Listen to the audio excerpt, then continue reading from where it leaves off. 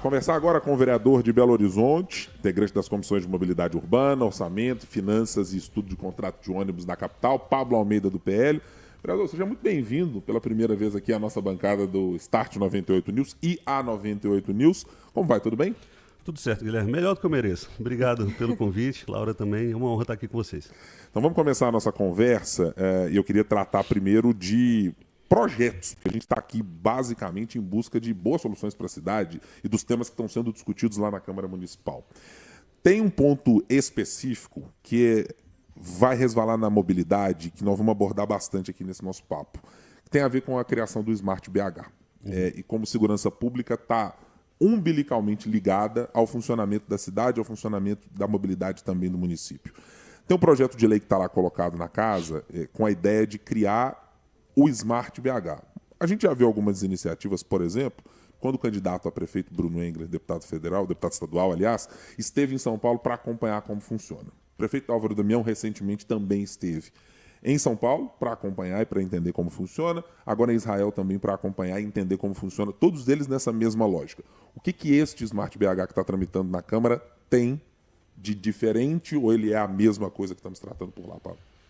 Guilherme, eu acho que é interessante a gente pegar boas iniciativas de outros lugares e a gente trazer para Belo Horizonte. Eu não tem problema nenhum em trazer algo que já funciona em outro lugar para Belo Horizonte. Se vai funcionar aqui também, não tenho problema nenhum em ver isso. O Smart Sampa hoje é uma realidade. A verdade é essa. Eu estive em São Paulo, conversei com alguns políticos de lá, vi a realidade, entendi como que funciona esse projeto lá e, de fato, ele é algo que traz uma sensação de segurança muito grande para o morador daquela cidade, né? A gente tem aí qualquer pessoa que pesquisar e dar um Google já vai ver o número de pessoas que foram apreendidas por conta desse sistema de monitoramento lá, que utiliza inteligência artificial, né? Ele faz uma leitura ali do facial da pessoa e se essa pessoa, porventura, ela tenha algum tipo de crime que ela está respondendo ou está foragida e tudo mais, já é acionada a GCM, né? Que a gente espera aí que torne polícia municipal aqui em Belo Horizonte também, em todo o Brasil.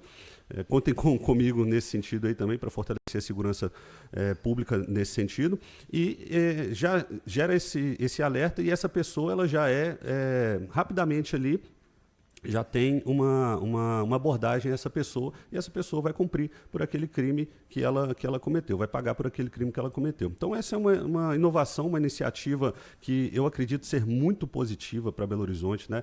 Estive acompanhando o Álvaro lá, fui um grande apoiador não só dessa ida dele lá para São Paulo, mas também da alteração que ele fez aqui na Secretaria de Segurança Pública, colocando o delegado Márcio Lobato à frente dessa importante pasta aqui de Belo Horizonte, né?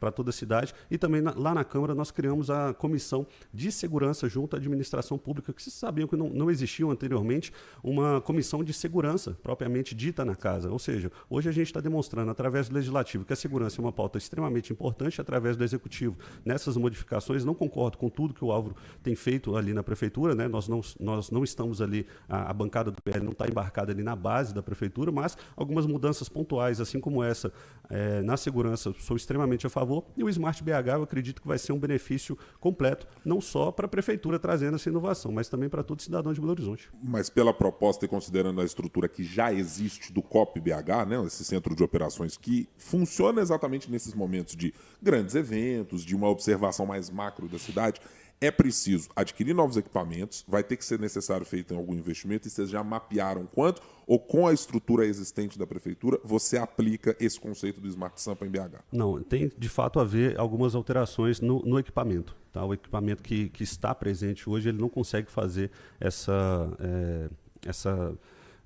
visualizar ali o rosto dessa pessoa, identificar isso. Então, é um aporte que pode ser feito via emendas, que a gente está disposto a fazer isso. Se eu não me engano, o deputado estadual Bruno Engler já encaminhou um valor de R$2 milhões, se eu não me engano, tá? Eu posso conferir isso depois, para que isso seja aplicado aqui em Belo Horizonte, mas nesse sentido a gente sabe que a segurança, ela de fato não é um valor gasto, é um valor investido. Quando você está investindo em segurança, você está investindo em melhor qualidade de vida para as pessoas, você está investindo que a cidade ela de fato ela seja uma referência, não só aqui na nossa capital, mas para toda a região metropolitana, e isso favorece com que isso seja desenvolvido emprego, renda, né, infraestrutura aqui na nossa cidade, se atrai mais uma vez as pessoas para a nossa cidade, que infelizmente, devido aos últimos governos que aí estavam, geraram simplesmente um caos, não só econômico, mas na segurança, moradores em situação de rua, né, o trânsito. A gente vê vários problemas que precisam ser sanados e que precisam ter um olhar muito mais cuidadoso do poder público, e eu acredito que essa inovação vindo para Belo Horizonte, mais uma vez, vai ser algo muito positivo para o cidadão belo-horizontino.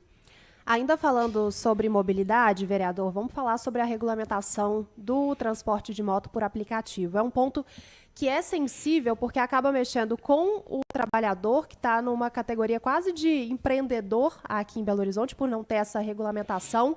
Mexe também com a relação com as empresas, que às vezes tendem a não quererem essa regulamentação, porque fica aquele impasse, vai ser eu que vou fiscalizar, vai ser a prefeitura, quem que vai fazer isso? Como que isso tem avançado, né? Já passou em primeiro turno, os próximos passos são quais? E aí eu também queria ouvir um pouco do senhor, em que ponto isso pesa? É só fazer a faixa azul? Como que essa fiscalização vai ser feita? Quais são os benefícios que quem está trabalhando nesse setor vai ganhar a partir dessa regulamentação? Tá. A regulamentação, inicialmente, ela é para possibilitar que o trabalhador que está trabalhando de maneira honesta e maneira justa na nossa cidade, ele esteja trabalhando num ambiente legal também. A gente quer gerar segurança, a gente quer gerar que essa pessoa que está levando o seu pão de forma honesta mais uma vez para casa tenha o direito de trabalhar aqui em Belo Horizonte. Então a gente está dignificando essa pessoa, a gente está gerando segurança, a gente está dando um ambiente de paz para que nenhuma canetada, nenhuma pessoa, assim como a Superintendência Regional do Ministério do Trabalho, através do senhor Calazans, Cláudio Calazans, que representa o governo Lula aqui em Belo Horizonte, sugeriu à prefeitura e ameaçou entrar na justiça para suspender o trabalho desses trabalhadores por 90 dias. A gente achou uma medida completamente arbitrária, sem nenhum embasamento técnico de estudo. Aumentaram números de acidentes aqui de motos. Tá. Qual o dado estatístico? A gente tem que trabalhar, não é fonte do Tororó, fonte, vozes da minha cabeça, é fonte de base estatística. Quais os dados estatísticos que mostram que, por conta lembrando que a gente não está falando, né? O meu projeto ele não trata do iFood, por exemplo. A gente está falando de motociclista que leva passageiro, né? O moto-app que leva passageiro, no Uber, 99, Cabify e outros aí.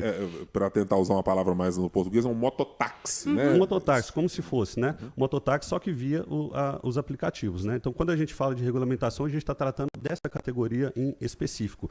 E gerou todo esse problema, né? Que essas pessoas, elas precisam trabalhar. Seriam ali algo em torno de 100 mil pessoas, não é porque você não consegue contar só Belo Horizonte, você conta a região metropolitana também, que ficariam sem emprego.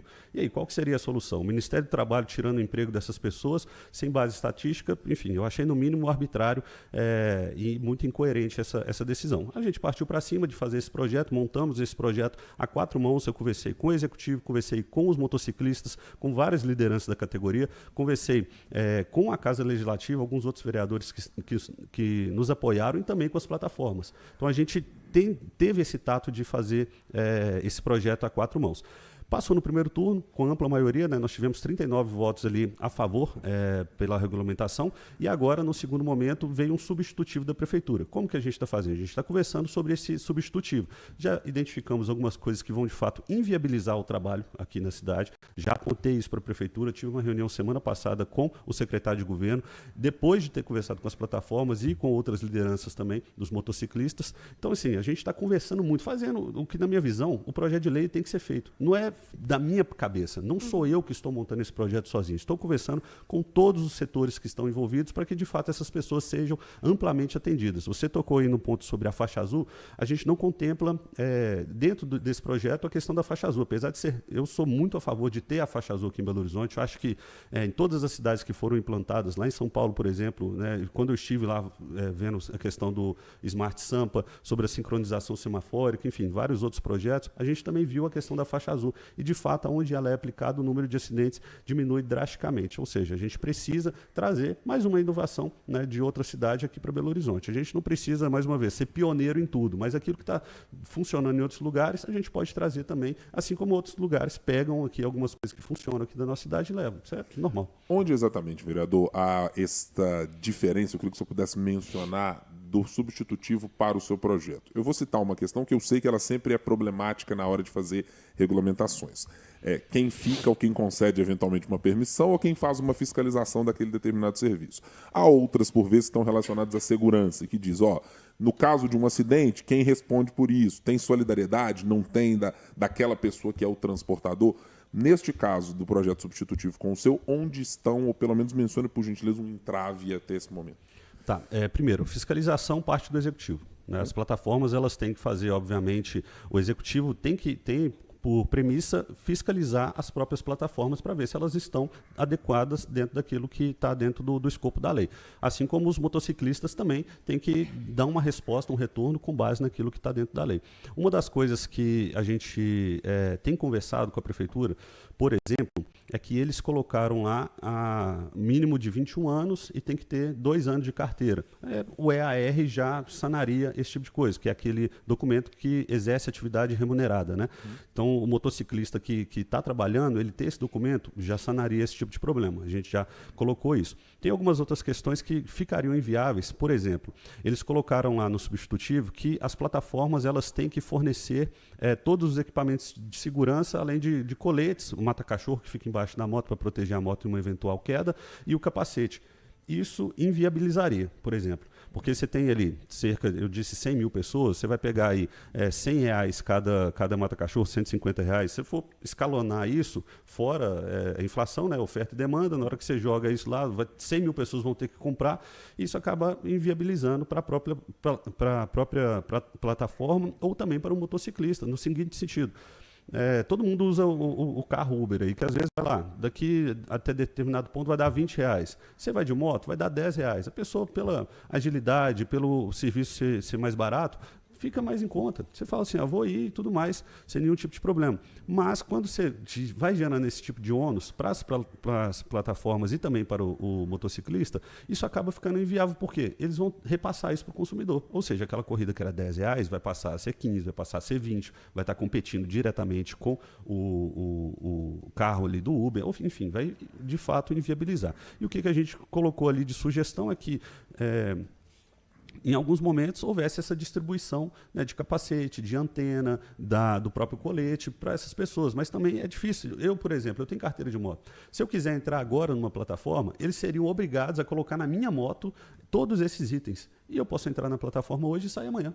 Uhum. E qual plataforma? Geralmente as pessoas, esses profissionais, eles usam várias plataformas, né? São multiplataformas ali. Qual que ficaria responsável? Né? Enfim, tem algumas questões lá que, de fato, iriam inviabilizar e não fazem nenhum tipo de sentido. Mas a Prefeitura se demonstrou muito aberta ao diálogo nesse sentido. A gente está conversando. Uma coisa que eu gostaria de deixar muito claro, vai existir sim um seguro APP. O seguro para gerar mais segurança, tanto para o motorista, o motociclista, quanto para o passageiro. E a gente teve o cuidado também de olhar para não colocar o solicitante que vai ser. Porque, às vezes, eu posso solicitar uma moto aqui, só que não vai ser eu, que vai ser para você. Sim. E você vai, se eventualmente acontece algum tipo de acidente, você que vai estar coberto por esse seguro. Mas, para deixar uma coisa muito clara, Ibrahim, é o seguinte, a maioria, 96% das corridas, elas são feitas de uma maneira segura. Não acontece nada. E aqueles outros 4% ali que acontece algum tipo de acidente, a grande maioria, esmagadora maioria, não são acidentes fatais. São acidentes, sabe por quê? Às vezes, não é nem inabilidade no motociclista, é buraco na rua, que a Prefeitura, infelizmente, não consegue tampar. É uma lombada que não está demarcada ali de uma maneira correta. Ou seja, não é inabilidade, é a falta do poder público chegando ali naquele lugar. E mais um dado importante, 70% dessas corridas são feitas dentro de comunidades. Ou seja, a pessoa chega ali no transporte público, ela desce em determinado lugar, só que daquele determinado lugar até a casa dela, que vai dar 1 quilômetro, 500 metros, 2 quilômetros, não tem nenhum tipo de transporte público. O que ela opta? Uma mulher, por exemplo, e a maioria, 90%, são mulheres que utilizam esse aplicativo. Esses aplicativos, o que eles fazem? Elas fazem, sobe numa moto e vai chegar em casa, que vai demorar 2, 3 minutos para chegar em casa, ao invés de percorrer um trajeto de 30 minutos a pé, 20 minutos a pé. E outra coisa, se a gente, de fato, de uma maneira arbitrária, como eu disse, acabasse com esse trabalho aqui em Belo Horizonte, imagina como é que vai ser. Belo Horizonte é a capital dos bares. A gente não tem transporte público noturno. A gente sabe disso. Sabe como que a maioria dos garçons, a maioria das pessoas que trabalham nesses bares fazem? Vão embora para casa de moto Uber, que é um transporte mais barato, um transporte seguro, seguro e um transporte de uma maneira ali que atende às necessidades. Enfim, a gente está regulamentando o direito dessas pessoas de trabalharem aqui na nossa cidade. A gente, de fato, está demonstrando que o trabalhador honesto aqui em Belo Horizonte, ele vai ter voz. Deixa eu lhe perguntar agora sobre discussão salarial de categorias, porque, afinal de contas, ela vai resvalar em algum momento no seu trabalho dos outros 40 vereadores na Câmara. A Prefeitura falou na semana passada, logo da chegada do prefeito Álvaro Damião, até antes, já com o prefeito em exercício, Juliano Lopes, de ter feito um acordo com 11 das 14 categorias que estavam vinculadas a atividades prestadas pela Prefeitura de Belo Horizonte. Mas ainda resta a categoria, por exemplo, da educação. A oferta foi de 2,49% de reajuste, somados a outros vale-refeição e para outras categorias, inclusive. Como é que o senhor está avaliando essa proposta da Prefeitura? Ela está de acordo com o que é possível? O senhor olha para as contas da Prefeitura e diz, de fato, isso é o que dá?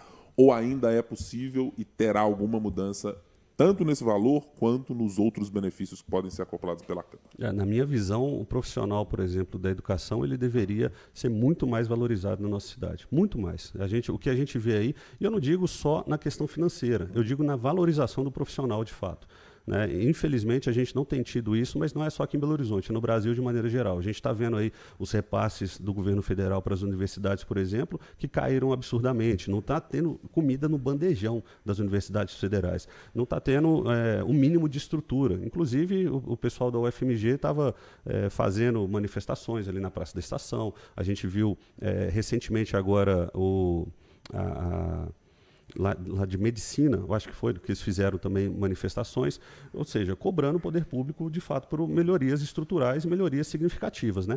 Eu acredito que o Álvaro ele vai sim atender a categoria, eu acredito que isso vai acontecer, porque a educação, de fato, é algo basilar da nossa sociedade, né? Segurança, educação e saúde, a gente não pode brincar com esse tipo de coisa. Tem que haver, e não é gasto quando a gente fala disso, a gente fala de investimento.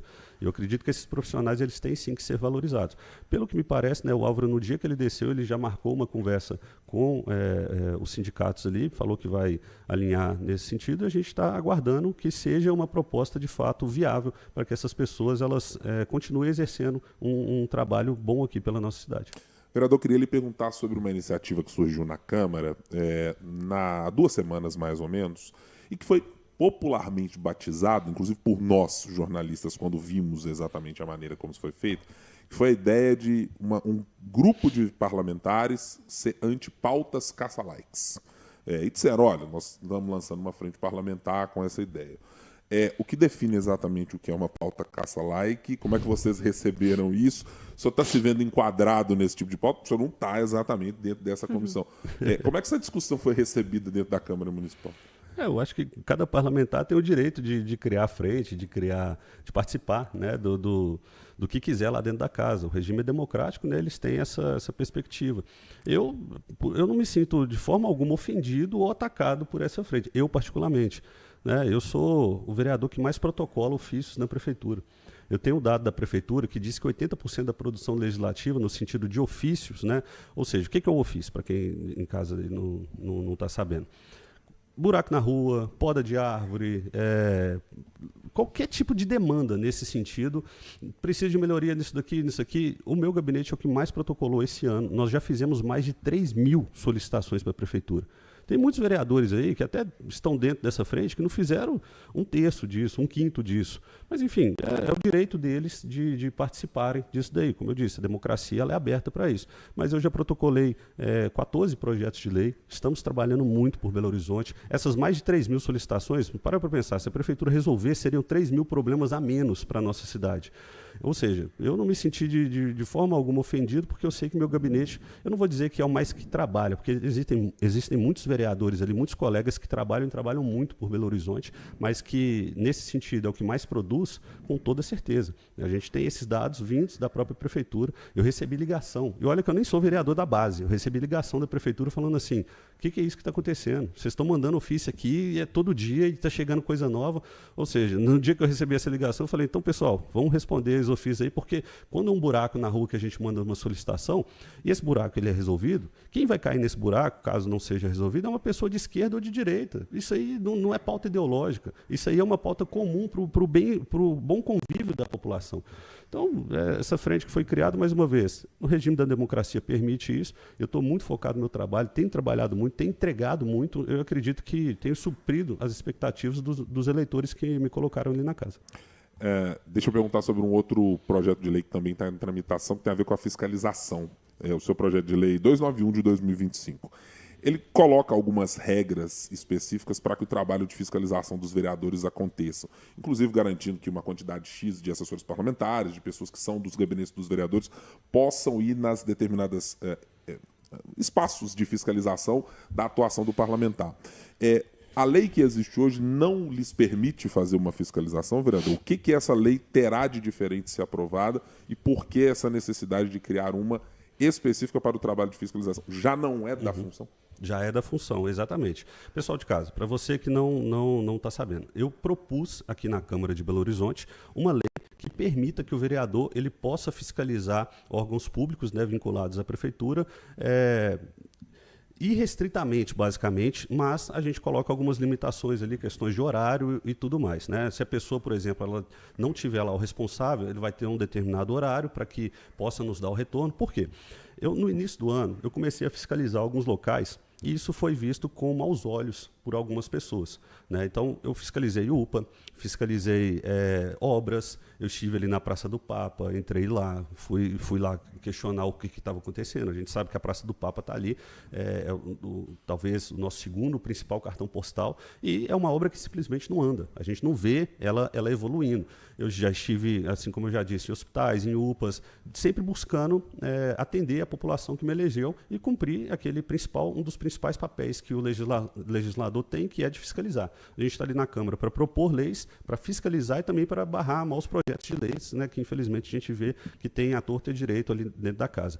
E esse projeto de lei, Ibrahim, ele vem numa demanda nesse sentido, de trazer essa consolidação, de trazer essa, não justificativa, porque assim como a gente já sabe, é papel do vereador fazer isso, mas também gerar um sentimento dentro da casa de sim, o vereador ele pode sim fiscalizar. O vereador ele não tem que ter medo de fiscalizar. O vereador ele tem uma prerrogativa legal de acordo com o município aqui de Belo Horizonte, que nós podemos sim fiscalizar. Nós fomos eleitos para isso. Quase 40 mil pessoas me colocaram nesse ambiente para que eu pudesse trabalhar pela população e que eu pudesse fiscalizar. O que eu estou trazendo com esse projeto, junto com o vereador Hudson, eu agradeço que ele assinou junto comigo, é legitimação do nosso trabalho.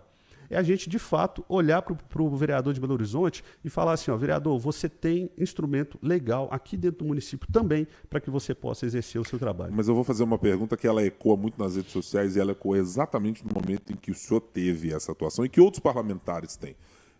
Tem uma necessidade de gravar? Porque é isso que gera um pouco da discussão de dizer assim, essa atuação de fiscalização quer levar o parlamentar à rede social e, portanto, ela vai ser espetacularizada, vereador. Essa é a pergunta que, por vezes, é só abrir uma caixa de comentários quando há, seja do senhor, do Hudson Paixão, de qualquer outro parlamentar que faz fiscalização, e diz, opa, fizeram lá com sensacionalismo. Como é que o senhor responde a isso? Olha, da minha parte não existe sensacionalismo, da minha parte existe demonstração daquilo que eu estou fazendo. O público que me elegeu, né, as quase 40 mil pessoas que me colocaram ali na Câmara, eles querem ver resultados. Eles querem ver resultados. E qual que é a forma de eu demonstrar esses resultados? Hoje são as redes sociais. Eu não posso contar que um jornal vai falar que o vereador está fiscalizando. Eu tenho que demonstrar aquilo que eu estou fazendo. Esse não é o meu fim. Eu não vou lá fazer a fiscalização para gerar o meu vídeo. Eu vou lá gerar a fiscalização para gerar resultado. Essa é a verdade. Mas o vídeo, ele é um meio também para que eu possa comunicar com essas pessoas que que me colocaram nessa condição de vereador.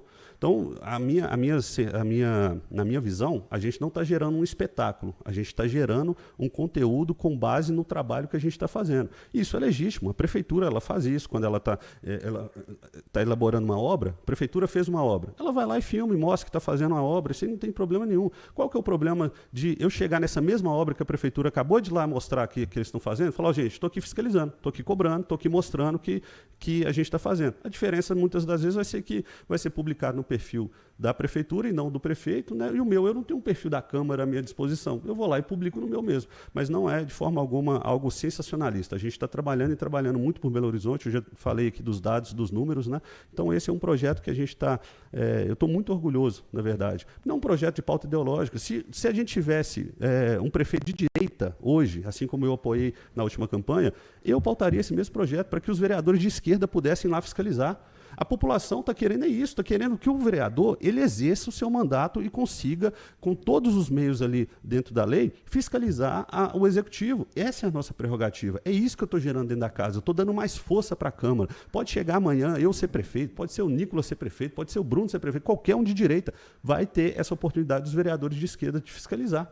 É isso que a gente quer. A gente quer mostrar para a população de Belo Horizonte que paga muito imposto e tem pouco revertido isso em políticas públicas para, de fato, o que está acontecendo na cidade. E esse é um instrumento, na minha visão, muito importante para a população de Belo Horizonte.